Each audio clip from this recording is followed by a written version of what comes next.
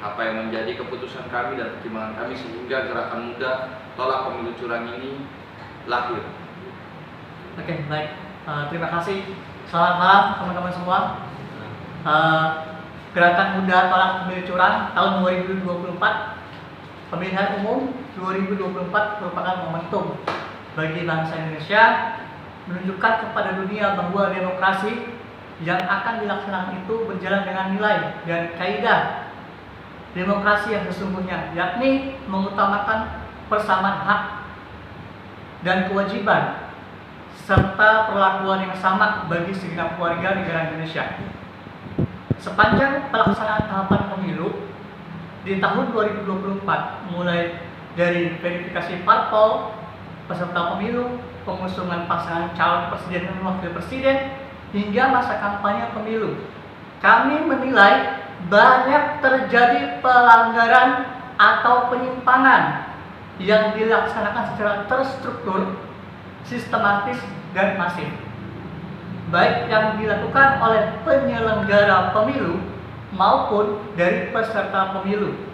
Contoh kasusnya yang nyata adalah satu, kasus keputusan Mahkamah Konstitusi yang meruntuhkan konstitusi lembaga tinggi negara. Kedua, kasus diterimanya pendaftaran GRR Gibran Rakabuming Raka oleh KPU sebagai paslon atau dalam hal ini cawapres dari pasangan 02 Prabowo Subianto. Oleh KPU dinyatakan melanggar, itu ditentukan oleh DKPP RI, bahwasanya Ketua KPU RI saat ini telah melanggar kode etik berat. Dan terakhir, tiga, pembagian bantuan sosial atau bansos secara langsung yang dilakukan oleh Presiden Jokowi di berbagai tempat.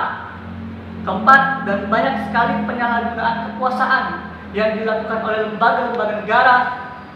Dan kelima, dugaan pelanggaran netralitas dari ASN kita.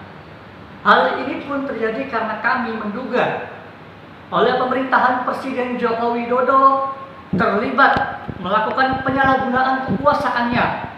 Kita mengenalnya sebagai politik cawe-cawe, politik bansos, sehingga politik plonga-plongo. Sebagai kaum muda yang terpanggil dan tergerak dalam momentum ini, kami memiliki tanggung jawab moral dan kebangsaan untuk tetap mengawal proses demokrasi yang berlangsung. Untuk itu, kami sudah melakukan komunikasi, melakukan konsolidasi kaum muda tentang hal-hal teknis yang dapat kami lakukan saat pelaksanaan pemilu tahun 2024, terutama di tempat pemungutan suara besok di tanggal 14 Februari. Sistem kerja yang kami bangun berfungsi untuk memantau petugas pelaksana pemilu, daftar hadir dan pemilih tambahan, kertas pleno, hasil, dan hal-hal yang terjadi kami dokumentasikan. Kemudian dokumen tersebut akan diupload langsung secara elektronik atau digital. Dan kami sudah siapkan dalam sistem yang terintegrasi dengan banyak jaringan agar hasil kecurangan dan manipulasi terverifikasi dan dianalisa sehingga dapat terdeteksi secara dini. Demikian sikap kami.